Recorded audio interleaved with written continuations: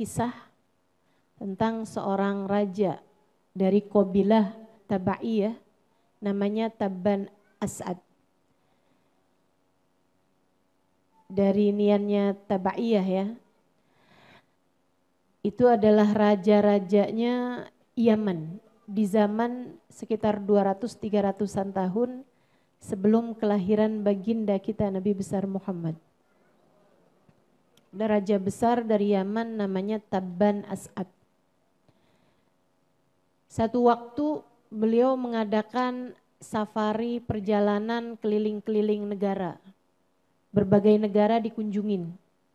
Sebagai seorang raja besar yang punya daerah kekuasaan yang sangat besar, dia merasa layak dimuliakan dimanapun saja dia berada. Dan memang tiap kali berkunjung ke sebuah negara, dia selalu dimuliakan. Disajikan jamuan-jamuan, disiapkan tempat-tempat tinggal, bahkan dibacakan puisi-puisi, pujian, bahkan disampaikan tari-tarian daerah setempat, lagu-lagu daerah setempat, kan seperti itu apabila raja-raja berkunjung. Kecuali ketika dia sampai di Mekah.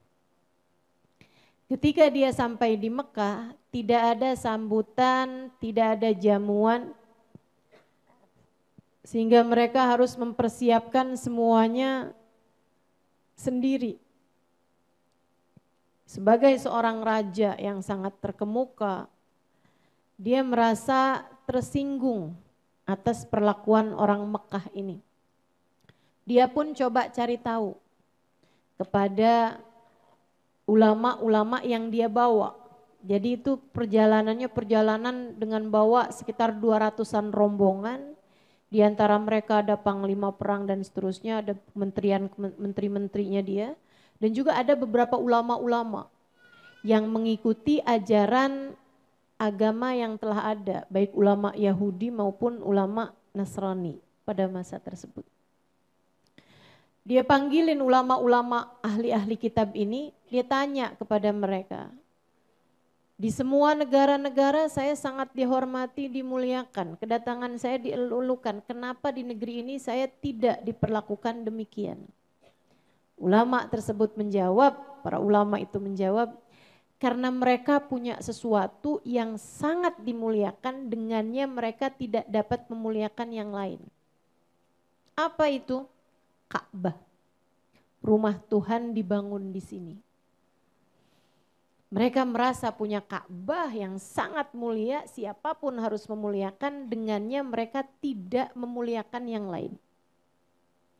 Marah raja ini, kemudian niat dalam hatinya, akan saya hancurkan Ka'bah hingga rata dengan tanah. Di hati, tidak dia sampaikan niatnya tersebut. Tapi sejak dia berniat itu, dia tidur malam, bangun pagi harinya dia terkena sakit. Sakit yang sangat berat hingga membuat dia minta didatangkan dokter-dokter, tabib-tabib dari berbagai macam tempat. Termasuk juga tabib yang ada dia punya, semuanya juga berusaha untuk mengobati dia, mencarikan obat untuk sakitnya dia ini, tapi enggak kunjung sembuh-sembuh juga. Berhari-hari. Sampai satu waktu, di antara tabib-tabib yang didatangkan, ada yang bilang begini, saya akan menyembuhkan sakit tuan ini, tuan raja ini, tapi saya minta bicara 4 mata aja. Kebetulan enggak pakai kacamata. Baiklah kalau begitu. Dikeluarkan semua ajudan, meskipun mereka khawatir kan, tuh kalau udah berdua gitu kan mau diapa-apain bisa aja gitu, apalagi lagi sakit kan. Takutnya ditaruhin sianida gitu, di kopi. Tapi karena rajanya udah gak tahan sama sakitnya, diminta kepada ajudannya semuanya buat keluar. Pendamping, pengawal, asisten semua dikeluarin. Tinggallah mereka berdua. tabib ini kemudian bilang sama tuan rajanya ini, "Raja, sakitnya yang dialami tuan raja ini bukan sakit biasa. Ini adalah sakit hukuman dari Tuhan. Hukuman dari Allah atas niat yang tuan raja niatkan dalam hati Tuhan. Saya nggak tahu itu apa, tapi silahkan Tuhan bertaubat atas apa yang Tuhan niatkan. Dengannya saya yakin Tuhan akan memaafkanmu." Rajanya langsung ingat dong sama niatannya untuk menghancurkan. Dan teman-teman saudariku sekalian, Allah memang memperlakukan kita ini membalas, menulis pahala dan juga menulis dosa sesuai dengan perbuatan kita. Tapi menilai kita sesuai dengan niat kita. Sekali lagi, malaikat-malaikat memang menuliskan pahala dan dosa atas apa yang kita kerjakan. Akan tetapi Allah menilai kita sesuai dengan niat. Apapun, kamu mau nikah niatnya apa, ngerjain apapun, itu Allah nilai sesuai dengan niat. Bahkan saya ngajar perbuatan baik, menyampaikan ayat, menyampaikan Quran, menyampaikan pesan-pesan Allah. Tapi Allah yang tahu apa niat saya. Allah menilai atas apa yang saya niatkan. Jika di dalamnya ternyata hanya sekedar keinginan-keinginan duniawi, ia menjadi tak bernilai sama sekali. Semuanya tergantung dari niat, teman-teman. Dan masalahnya niat ini yang tahu Allah. Niat yang tahu Allah. Jangankan hajat-hajat besar, urusan-urusan besar. Bahkan sekedar berwewangian. Kata Nabi Muhammad, "Man tatayyaba lillah laqiyallah wa rihuhu atyab minal misik. Wa man tatayyaba li ghairillah laqiyallah wa rihuhu antan minal jifah." Siapa yang berwewangian karena Allah, pakai minyak wangi. Tapi dia melakukannya karena Allah. Mau menghadap Allah, mau sholat, wangi-wangian dulu . Mau ngajar, wangi-wangian dulu . Kenapa gitu? Biar pantas dilihat sama Allah, biar pantas dicatat sama malaikat. Mau bersolawat, wangian dulu Nabi Muhammad wangi katanya.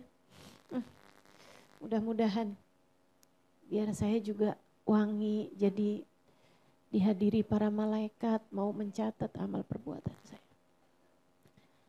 Mau berhadapan dengan suami, berhadapan dengan anak, orang tua, mahram-mahram kita. Biar orang senang, mau kumpul sama perempuan-perempuan. Biar mereka tidak terganggu dengan bau saya dan biar orang senang, cium wangi kita, aroma kita. Menyenangkan orang kan juga ada pahalanya. Saya melakukannya karena Allah SWT.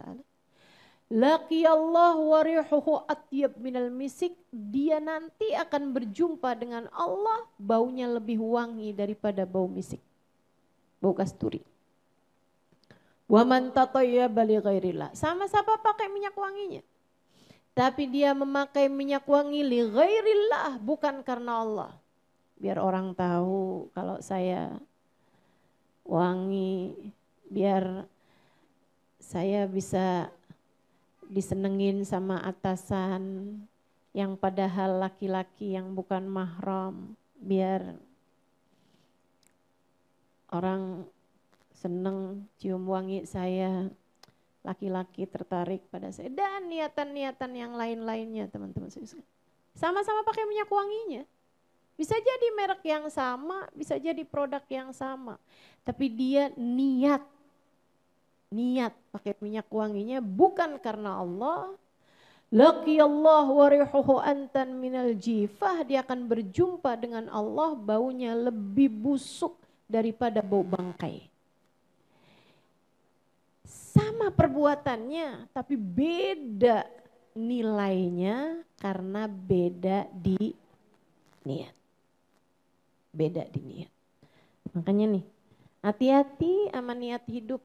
Hati-hati mengerjain sesuatu niatnya buat apa. Hadir di majelis ini sama-sama duduknya. Sama-sama duduknya.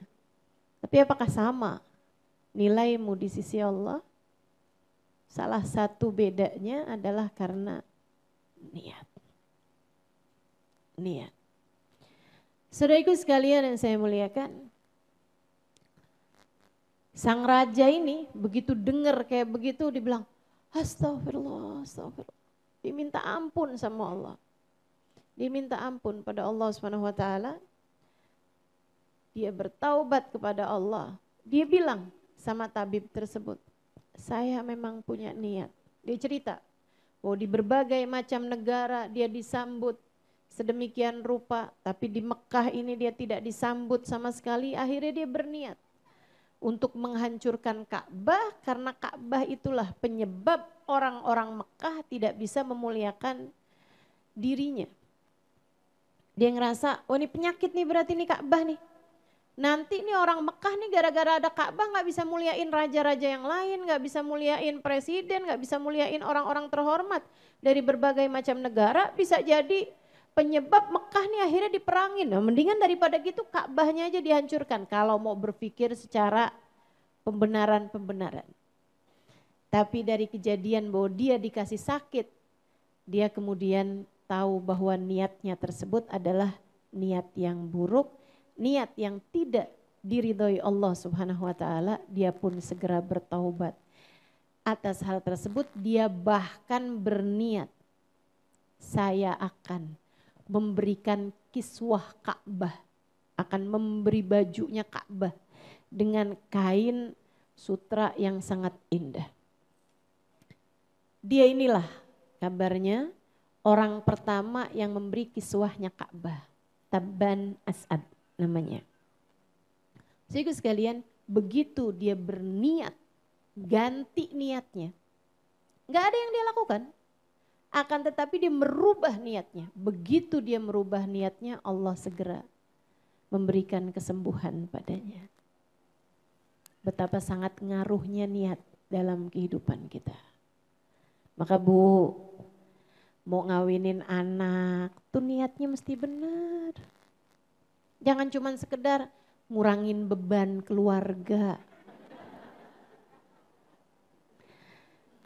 Jangan cuman sekedar mumpung ada yang lamar anak saya, alhamdulillah orang kaya. Jangan begitu niatnya.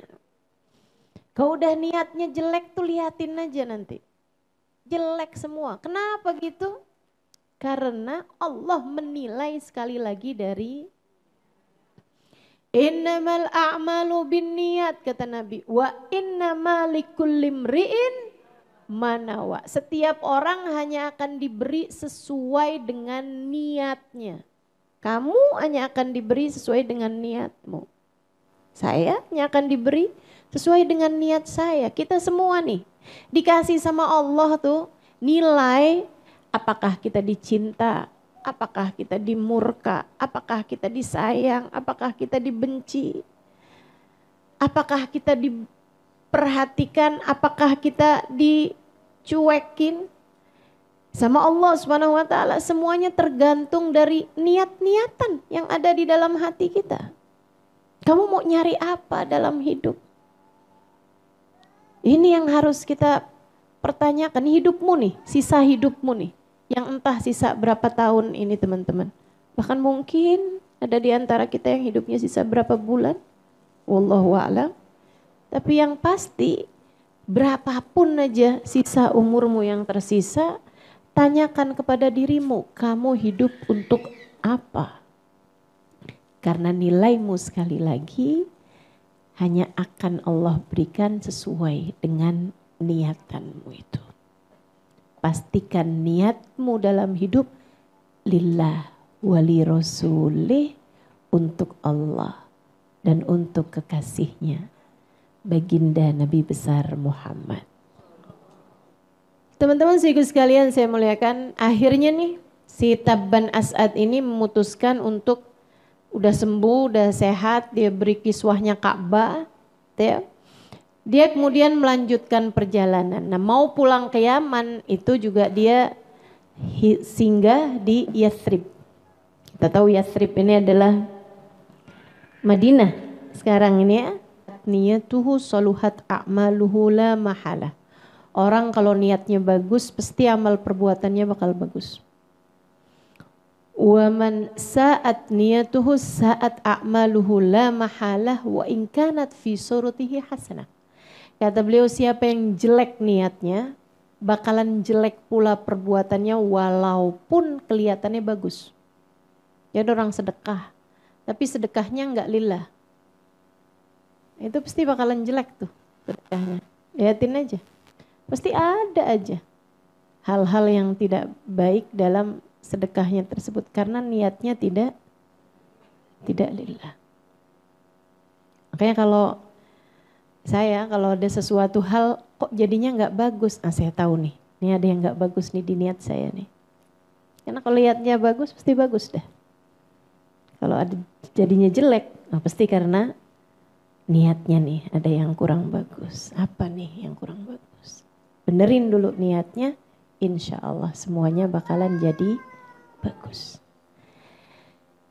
Rombongan Tabban As'ad mau pulang ke Yaman lewatin Yathrib. Mereka pun singgah di Yathrib beberapa hari, dan kalau Yathrib sebagaimana daerah-daerah yang lain disambut, dijamu gitu kan. Diberikan tempat yang layak gitu. Seneng. Rajanya seneng, pasukannya semuanya seneng. Sampai sesudah beberapa hari mereka tinggal di Yathrib, kemudian raja pun memutuskan buat pulang. Raja bilang besok kita pulang. Beberapa ulama besoknya mau pulang, malam harinya tuh dibilang, Tuan kita besok gak ikutan pulang. Oh kenapa gitu? Udah ketemu calon istri di sini apa gimana nih? Kok gak mau pada pulang? Saya dan beberapa orang lah disebutkan, beberapa belas orang gitu. Gak mau pulang. Oh kenapa? Dan yang minta untuk tetap di situ tuh ulama-ulamanya. Orang-orang ahli kitab. Yang bisa baca gitu. Di zaman itu orang bisa baca itu langka sekali. Dan orang yang ulama ya, menyembah Allah Subhanahu wa taala, mengikuti ajaran nabi-nabi yang sebelumnya. Kenapa kalian gak ikutan pulang? Kita berangkat bersama, mestinya kita pulang bersama. Saya gak akan izinkan kecuali kalian memberi alasan yang masuk di akal saya dan bisa saya terima. Para ulama tersebut menjawab, Tuan, di negeri ini kalau kami baca-baca dari kitab-kitab yang terdahulu, kami baca-baca akan jadi tempat hijrahnya Nabi akhiruz zaman. Yathrib ini akan jadi tempat hijrahnya Nabi akhiruz zaman. Kami kepengen tinggal di sini biar nanti ketika Nabi akhiruz zaman itu hijrah kemari, anak cucu kami yang akan menyambutnya. Niat. Itu tadi yang saya bilang ya. Niat itu, niat baik tuh ngasih manfaat bukan hanya ke diri sendiri teman-teman. Tapi juga ke anak cucu. Makanya kalau ke teman-teman liatin ya sampai dengan sekarang. Anaknya ulama tuh ya soleh-solehah gitu. Anaknya ulama, anaknya aulia, itu biar kata misalnya gitu ya, ibadahnya kurang-kurang. Pasti ketambel sama hal-hal yang lain. Hatinya baik-baik, gitu kan? Kenapa bisa begitu? Niat baik orang-orang tuanya. Niat baik orang-orang tuanya. Oh pantesan ya Ustazah, saya kok susah jadi baiknya nih karena bapak saya bukan ulama, kakek saya bukan aulia. Nah kalau kamu ngerasanya kayak begitu, kamu harus jadi baik biar anak cucumu nanti. merasakan nikmatnya jadi cucunya orang soleh. Biar anak-anakmu ke bawah ngerasain nikmatnya jadi cucunya orang-orang yang punya niat-niat yang bagus. Sebab yang namanya niat tuh ngaruh banget teman-teman. Itu sebabnya kenapa orang Madinah gampang banget diajakin Islamnya. Itu karena kakek-kakeknya tuh.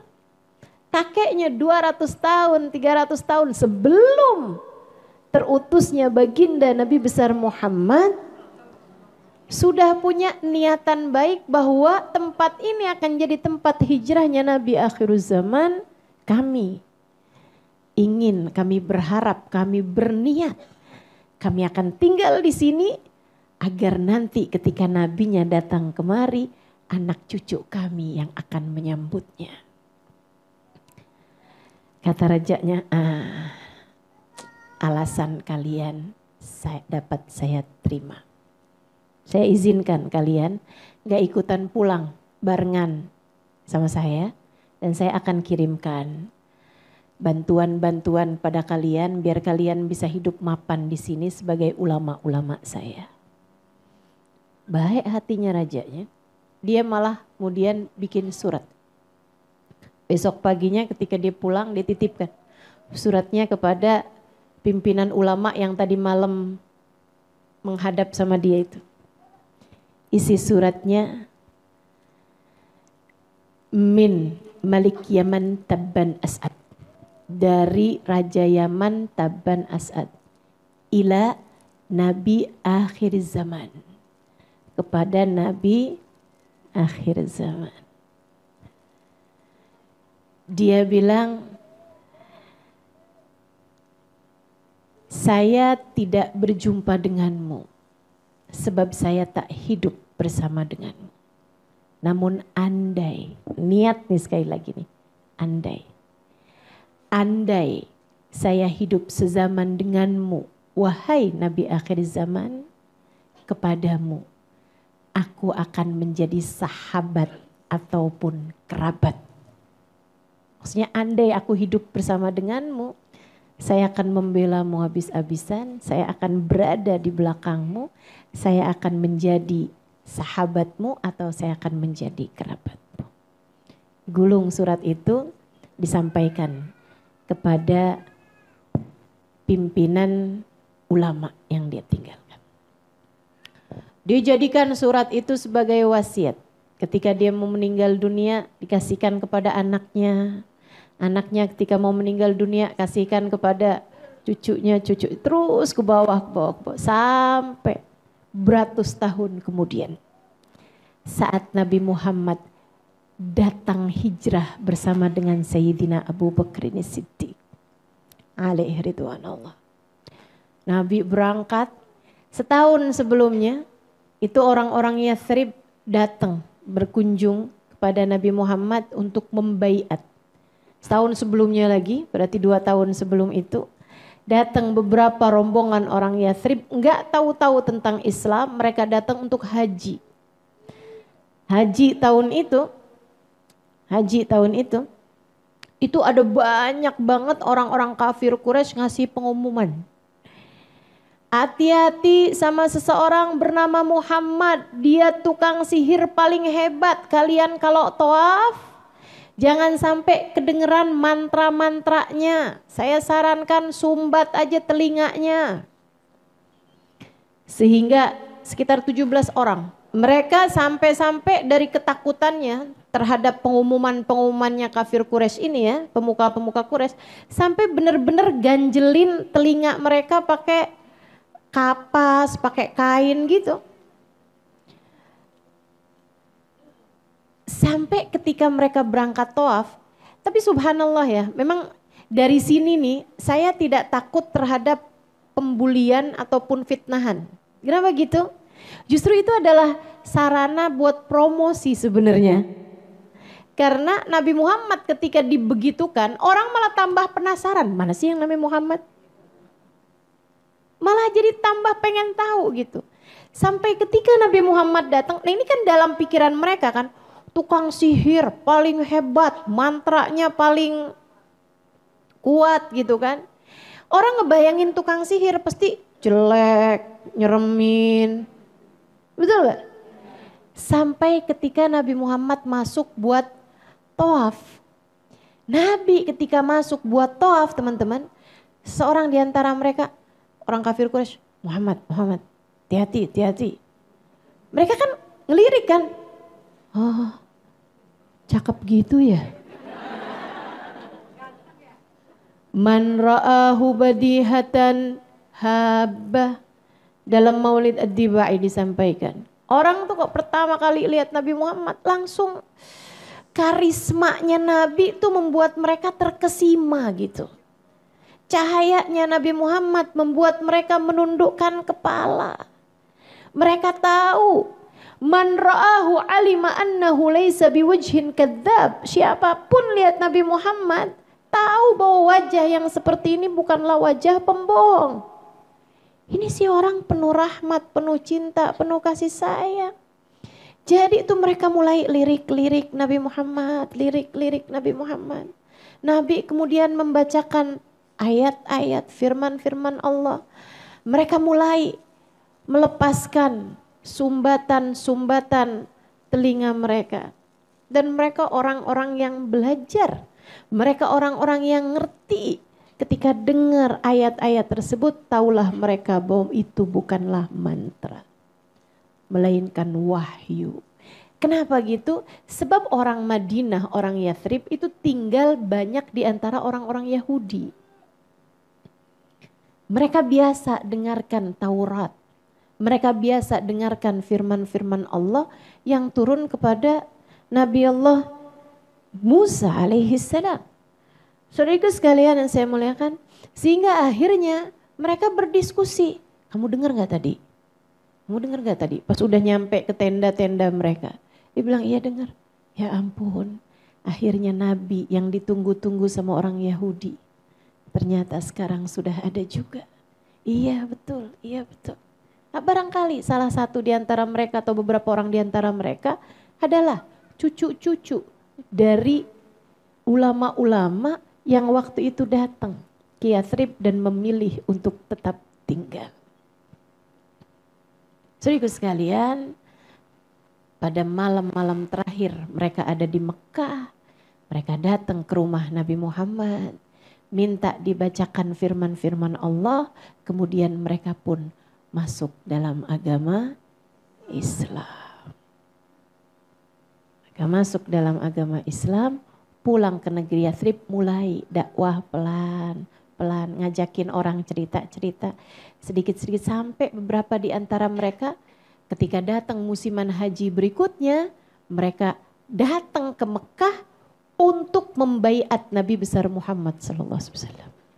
Datang tuh ke Mekah, baiat nama Nabi, lumayan banyak jumlahnya, gitu ya, ada sekitar 70-an orang. Kemudian mereka pulang dengan membawa serta Mus'ab bin Umair. Dikirimkan sama Nabi buat ngajarin mereka Islam, mengajarkan mereka Al-Quran. 1 tahun kemudian Yathrib sudah menjadi daerah dengan mayoritas sudah masuk ke dalam agama Islam.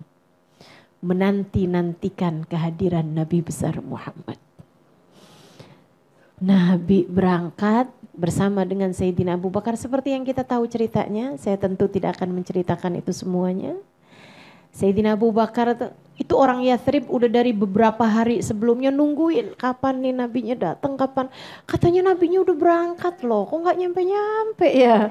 Kok gak nyampe-nyampe, udah pada istilah orang kampung nih udah ngelabur rumahnya, udah pada rapi-rapiin rumah. Kan Nabi belum punya rumah, siapa tahu di rumah saya, rumah saya mah gede, kayaknya di rumah saya dah. Semua berharap-harap. Sampai ketika Nabi Muhammadnya beneran datang, itu mereka semuanya keluar dari rumah, mereka menyambut baginda kita Nabi besar Muhammad sallallahu alaihi wasallam. Anak-anak, perempuan-perempuan, mereka udah dari beberapa hari sebelumnya mempersiapkan lagu-lagu. mempersiapkan syair-syair menyambut kehadiran baginda kita Nabi besar Muhammad sallallahu alaihi wasallam. Mereka kebanyakannya belum pernah lihat dong Nabi Muhammad. Karenanya Sayyidina Abu Bakar, waduh gimana nih? Ini kan kita berdua nih, orang belum tahu siapa yang Nabi Muhammad. Sama Sayyidina Abu Bakar, Nabi Muhammadnya ditutupin kain surbannya Sayyidina Abu Bakar. Biar jadi kayak pengantin. Gitu kan? Sampai ketika udah masuk di antara orang-orang semuanya nih, masuk kotaknya udah ada di antara mereka, tengah-tengah mereka dibukalah tudung tersebut, taulah mereka. Itulah Nabi besar Muhammad sallallahu alaihi wasallam. Masya Allah. Mereka bergemuruh mengumandangkan ucapan selamat datang. Syairnya ditulis sama seorang perempuan. Saya rasa ini adalah syairan yang paling terkenal sampai dengan sekarang. Kenapa bisa begitu terkenal sampai dengan sekarang? Pasti karena bagusnya niat ketika menuliskan syair-syair tersebut. Begitu datang Nabi Muhammad, perempuan, laki-laki semuanya bergemuruh. Tala'al badru alaina min thaniyatil wada' wajaba syukru alaina mada lillahi da ayyuhal mab'uthu fina jita bil amril muta' jita syarraftal madina marhaban ya khairada. Tala'al badru alaina, purnamanya sudah datang kepada kami. Min thaniyatil wada, dari arah bebukitan kota Mekah. Wajib syukru alaina, kita harus mensyukurinya. Mada alillahi da, sebab dia akan mengajak kita ke jalan Allah. Ayyuhal mab'uthu fina, wahai yang terutus kepada kami. Ji'ta bil amril muta, engkau datang membawa syariat yang siap akan kami patuhi. Niat lagi tuh. Nabinya baru datang, tapi kami akan siap taat kepadamu wahai Rasulullah. Kami berniat taat padamu. Ji'ta syarraftal Madinah. Engkau datang memuliakan kota kami ini. Dari situ tuh awal mula disebut Yathrib dengan nama Madinah. Madinah. Sejak itu orang bilang, saya mau ke kota. Kota apa? Kotanya Nabi Muhammad sallallahu alaihi wasallam. Ji'ta syarraftal Madinah marhaban ya khairada. Selamat datang wahai seindah-indah penyeru kepada kebaikan. Saudara sekalian, asik Nabi Muhammad. Tiap kali lewat nih, ya Rasulullah, di rumah kami wahai Rasul, silakan ke rumah kami wahai Rasul. Tafadhalu indana Rasulullah. Silakan ke rumah kami wahai Rasulullah. Engkau kan belum ada rumah Rasul. Rumah saya besar Rasulullah, rumah saya udah saya bagus-bagusin Rasul. Semua orang pada berharap-harap Nabi Muhammad akan datang dan tinggal di rumah dia. Nabi kemudian bilang, kata Nabi Muhammad, khallu sabilaha fa innaha ma'murah.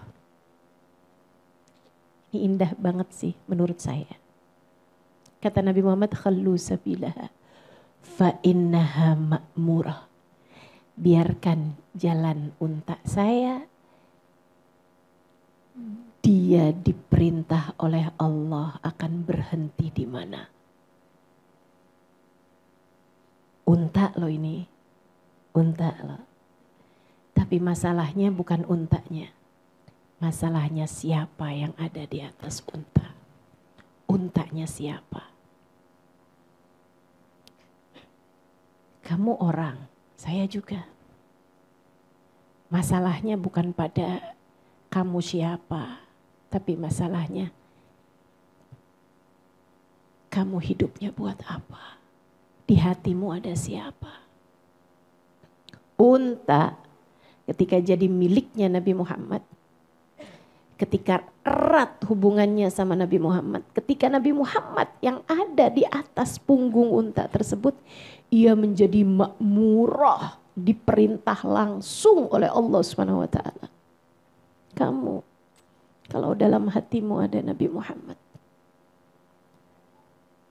dirimu akan menjadi seseorang yang dipandang oleh Allah, menjadi seseorang yang makmurah minallah, diperintah oleh Allah Subhanahu wa taala. Kamu jadi tahu harus berbuat apa. Kamu jadi tahu harus belok kemana. Kamu jadi ngerti harus ngomong apa. Kamu jadi faham gimana cara ngadepin anakmu, gimana cara ngadepin suamimu. Kamu jadi faham harus berbuat apa, memilih apa dalam segala keadaan. Kenapa gitu? Karena ada Nabi Muhammad, ada cahayanya Allah di dalam hatimu itu. Khallu sabilaha fa innaha ma'murah. Jadi kita paham nih dari sini nih. Kenapa ya saya sering bingung dalam kehidupan? Gak ada Nabi Muhammad dalam hatimu sepertinya. Kurang cahaya dalam hatimu. Cahayanya dapatnya di mana? Cahaya Allah, bagindamu Nabi besar Muhammad. Begitu ada cahaya Allah dalam hatimu, kamu gak akan bingung-bingung lagi. Kamu tahu harus apa, harus gimana, harus bicara apa, kapan harus diam, kapan harus bicara. Udah bukan dari hawa nafsumu lagi, bahkan bukan dari ilmumu lagi, akan tetapi dari cahaya Allah. Dan cahaya mana yang lebih terang dari cahaya Allah? Benerin niat, pastikan ada Nabi Muhammad dalam hatimu. Bener dah pasti hidupnya. Dah pasti bener hidupnya. Akhirnya sejak Nabi Muhammad bilang khallu sabilaha fa innaha ma'murah, udah gak ada lagi dah yang mempersilahkan Nabi untuk ke rumah saya aja Rasul, ini rumah saya Rasul, gak ada lagi. Tinggal sekarang deg-degan. Tiap Nabi Muhammad lewat depan rumahnya, ya Allah mudah-mudahan untanya berhenti nih, untanya berhenti. Pas lewat, ya sebelahnya nih, rumah saya berhenti 1, 2, 3, 4, 5. Ya nggak berhenti, lewat lagi. Sampai ketika lewat rumahnya Abu Ayyub Al-Ansari. Ketika lewat rumahnya Abu Ayyub Al-Ansari, malah Abu Ayyub pikirnya kayak begini, nggak mungkin berhenti di rumah saya. Kenapa gitu? Saya punya banyak anak kecil. Rumah saya juga gak seberapa besar. Lagi pula siapa saya? Sampai Nabi Muhammad mau berhenti di rumah saya. Kabarnya ketika Allah melihat ketawaduan hati Abu Ayyub. Man tawadhu rafa'ahullah. Siapa yang tawadu, Allah menaikkannya di sisinya. Ketika Allah lihat hati Abu Ayyub merasa diri bukan sesiapa, Allah kemudian memberhentikan untanya Nabi besar Muhammad SAW. Abu Ayyubnya begitu ngelihat Nabi Muhammad berhenti, bingung dia. Hah, Nabi Muhammad berhenti, Nabi Muhammad berhenti, Nabi Muhammad berhenti rumah saya. Ya Allah, ya Allah. Dia langsung masuk ke dalam rumahnya. Dia bilang sama istrinya, Nabi Muhammad berhenti di rumah kita. Anak-anak Nabi Muhammad berhenti di rumah kita. Anak-anaknya ada bayi, ada segala macam. Katanya Abu Ayyub bilang sama istrinya gitu kan, ayo nih cepetan. Yang berantakan di atas, cepetan turunin ke bawah. Rumahnya tingkat. Dia pikir pasti Nabi Muhammad mau di atas kan. Pasti Nabi Muhammad harus di atas. Enggak mungkin Nabi Muhammad di bawah kan. Jadi yang berantakan tuh semuanya ditaruhin di bawah semuanya. Nabinya, ini rumahnya siapa nih? Abu Ayyub Rasulullah. Mana orangnya? Mana dia Abu Ayyub? Panik. Emang tuh panik banget tuh, saya tahu tuh rasanya Abu Ayyub tuh. Pernah soalnya rumah saya kedatangan secara mendadak guru saya, ya ampun paniknya. Yang berantakan di luar saya masukin ke dalam kamar. Tahu-tahu Habib Umarnya dibawa ke dalam kamar, waduh. Aduh. Hari itu saya tahu rasanya jadi Abu Ayyub Al-Ansari. Masya Allah. Nabi Muhammad, Abu Ayyub keluar. Rumah saya Rasulullah.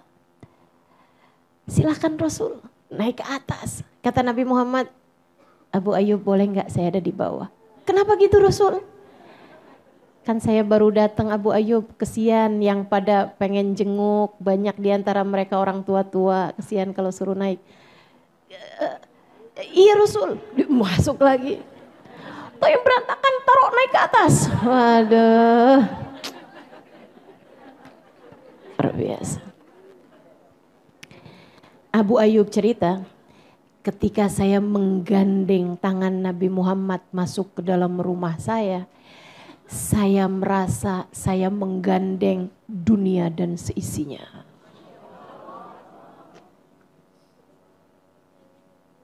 Masya Allah. Bawa tuh Nabi Muhammad. Persilahkan bawa masuk dalam kamar. Nabi Muhammad tinggal di sana tahu berapa lama? 6 bulan. Habis 6 bulan tinggal di rumah Abu Ayyub. Pertamanya Abu Ayyub di atas kan. Itu Abu Ayyub anaknya kan masih kecil-kecil. Meeting dulu hari pertama. Di bawah kita Nabi Muhammad, nak. Jangan ada yang suaranya keras.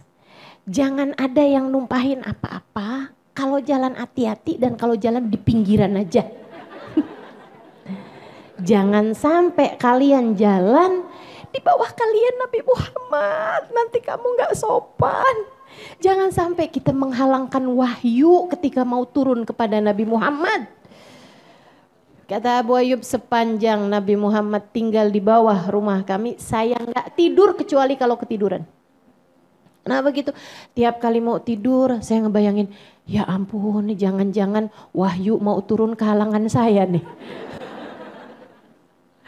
Nih kok nyangkut wahyunya nih gara-gara saya nih. Ya ampun nih orang kayak saya nih mesti gak bener kayak begini nih. Ada di bawah saya Nabi Muhammad, ya Allah, ya Allah, ya Allah. Dia bilang terus begitu sampai beberapa hari kemudian. Sesudah orang-orang udah berhenti jengukin Nabi kan, udah semuanya udah pada jengukin Nabi gitu. Orang-orang Madinah udah pada sowan sama Nabi semuanya. Satu hari Abu Ayyub numpahin anaknya Abu Ayyub, kecil-kecil. Itu umurnya tuh kayak yang setahun, ada yang masih ngerangkak gitu. Habis itu 3 tahun kan gak bisa dibilangin ya. Ada yang pecahin kendi. Dan itu Abu Ayyub takut airnya netes-netes ke bawah. Abu Ayyub ambil semua tuh selimut. Abu Ayyub tangan kayaknya baju anaknya juga mau di ini. Seanak-anaknya ada di situ. Biar airnya tuh nggak turun gitu ke bawah. Panik Abu Ayyub. Abu Ayyub cerita itu sama Nabi Muhammad. Kemudian Nabi Muhammad bilang, baiklah Abu Ayyub, baiklah. Kita pindahan yuk, kita pindahan. Nabi pindah ke atas, Abu Ayyubnya turun ke bawah bersama seluruh keluarga. Selama Nabi Muhammad tinggal di rumah Abu Ayyub tuh makanan sekeluarga dijadikan di satu nampan. Pertama kali Nabi Muhammad makan di rumah Abu Ayyub, heran, disuguhin satu nampan makanan. Kata Nabi Muhammad, Abu Ayyub, saya tidak makan sebanyak ini. Nampan besar. Kata Abu Ayyub, bala ya Rasulullah, tentu wahai Rasul, ini adalah makanan kami sekeluarga. Lah terus kenapa disuguhin ke saya semua Abu Ayyub? Silahkan kau makan sesukamu wahai Rasul. Izinkan kami selalu memakan dari makanan sisamu wahai Rasulullah. Siapa yang bilang nyari berkah itu adalah sesuatu yang bid'ah? Itu orang kalau ngomong kayak begitu tuh, sekolahnya nggak tamat.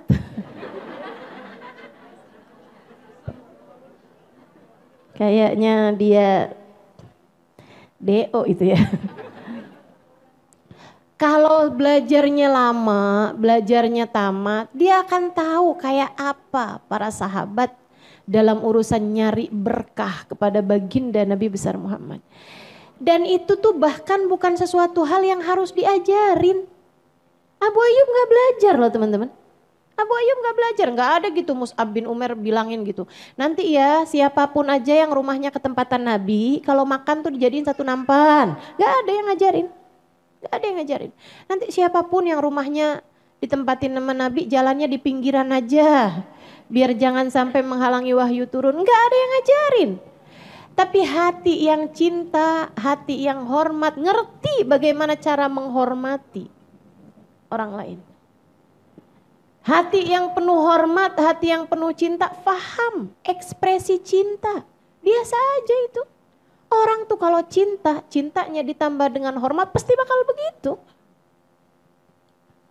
Pasti bakal begitu.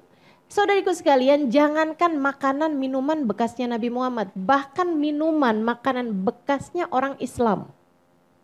Bekasnya orang soleh. Kata Nabi Muhammad SAW, su'rul mu'min dawa. Bekas minumnya orang soleh itu adalah obat.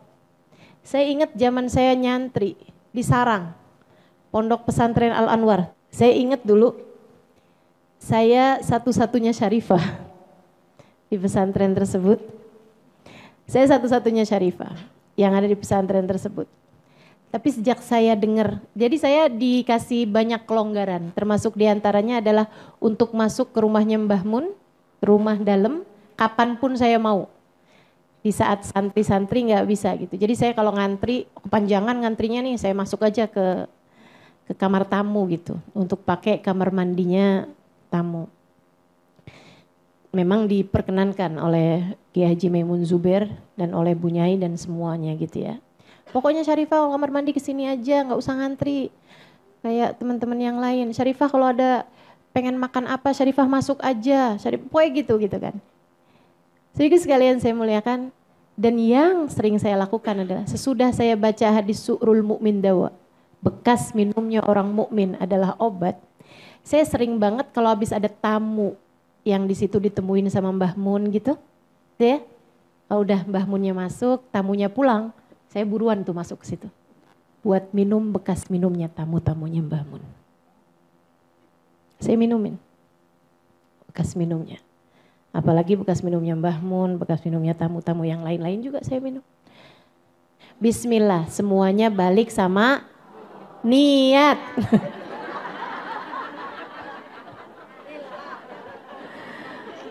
Balik sama niat. Kamu niatnya buat apa gitu kan? Sebab Allah akan ngasih sesuai dengan niat. Ketika saya minum bekas minumnya tamu, teman-teman sekalian, saya niatnya mau nyari berkah. Yang katanya Nabi Muhammad, dawa min kulli da. Bekas minumnya orang mukmin tuh obat dari berbagai macam penyakit. Jadi saya minumnya niat, ya Allah ilangin kesombongan, ya Allah ilangin ujub, ya Allah ilangin nih semua penyakit-penyakit hati, ya Allah bismillahirrahmanirrahim. Saya minum. Kembung-kembung dah. Tamunya banyak ya kan. Insya Allah. Saudaraku sekalian saya muliakan, tuh Abu Ayyub Al-Ansari. Nah nanti tuh habis makanan bekas makannya Nabi Muhammad dibawa naik sama Abu Ayyub, keluarganya semua ngumpul kan. Itu mereka lagi baca doa mau makan tuh, itu matanya udah panjang, bukan nyari dagingnya yang paling gede yang mana, bukan. Tapi nyari di mana nih bekas tangannya Nabi Muhammad. Gitu habis selesai baca doa bismillahirrahmanirrahim, waduh langsung rebutan sama bekas tangannya Nabi Muhammad. Yang saya mau ceritakan, di hari pertama Nabi Muhammad sampai di rumah Abu Ayyub malam, ketika semua tamu-tamu sudah pulang, Nabi Muhammad sudah sendirian, Abu Ayyub datang membawa sebuah surat. Wahai Rasulullah, ini adalah surat yang dititipkan oleh ayah saya. Ayah saya mendapatinya dari kakeknya, dari ayahnya. Ayahnya mendapatinya dari ayahnya, dari ayahnya, dari ayahnya. Surat ini dititipkan kepada kakek kami yang pertama, tinggal di kota Yathrib. Surat ini berasal dari Raja Yaman, Raja Tabban As'ad, yang dititipkan kepada kakek kami. Ketika kakek kami memutuskan untuk tinggal di negeri ini, tidak mau pulang. karena menunggumu wahai Rasulullah. Berharap anak cucunya yang menjadi orang-orang yang menyambutmu ketika datang ke tempat ini, dan saya adalah cucunya. Abu Ayyub, cucunya si pimpinan ulama itu. Rumahnya jadi tempat tinggalnya Nabi. Beliau memberikan surat tersebut. Nabi membacanya. Kemudian Nabi Muhammad mengatakan, innahu min ahad rufaqai fil jannah. Sesungguhnya raja ini dan juga kakekmu ini yang nitipin ini adalah salah satu dari kawan-kawanku kelak di surga. Dia gak ketemu sama Nabi Muhammad. Dia gak ketemu sama Nabi Muhammad. Kenapa kok bisa tuh jadi salah satu kawannya Nabi? Gak ketemu dan bukan umat bahkan. Bukan umat bahkan. Karena kan yang jadi umat kan sesudah Nabi Muhammad kan jadi umatnya. Ini bukan umat loh. Tapi bisa barengan kata Nabi Muhammad, dia akan menjadi salah satu dari kawanku di surga. Kenapa gitu? Niat. Andai aku hidup sezaman denganmu wahai Nabi Muhammad, aku akan memastikan bahwa diriku akan menjadi kerabat atau sahabat. Kan begitu bilangnya. Subhanallah. Yuk benerin niat. Benerin niat. Pastiin hidupmu nih di sisa hidupmu. Mau apa? Mau nyari apa? Saudaraku sekalian, yang nyari dunia banyak yang kecewa. Yang nyari dunia nih, udah banyak banget yang nyari dunia. Ujungnya apa? Ujungnya banyak kecewa, banyak susah, banyak menderita, banyak yang nyesel. Baru dunia sebelum akhirat. Kayak apa nyeselnya di akhirat? Ternyata dunia yang mereka usahakan gak jadi apa-apa. Yang nyari jabatan, banyak yang nyesel. Ya kan begitu? Dunia maupun akhirat. Makanya nih yang mesti diperbaiki nih niatnya nih, niatmu. Kalau Allah kemudian menempatkanmu pada sebuah jabatan, niatmu hati-hati, niatmu. Yang nyari cinta manusia, yang nyari popularitas, kita tahu apakah mereka akan berujung bahagia atau tidak. Kebanyakannya kecewa teman-teman saya sekalian. Karenanya lebih baik dah di sisa umurmu, pastikan kamu mengejar Allah. Mencari-cari ridhonya Allah. Mengejar Nabi Muhammad. Mencari-cari cintanya Nabi Muhammad. Gak akan pernah kecewa. Sebab ujungnya adalah surga. Sebab ujungnya adalah pertemuan dengan sang baginda Nabi besar Muhammad sallallahu alaihi wasallam. Dan itu menurut saya adalah jabatan tertinggi.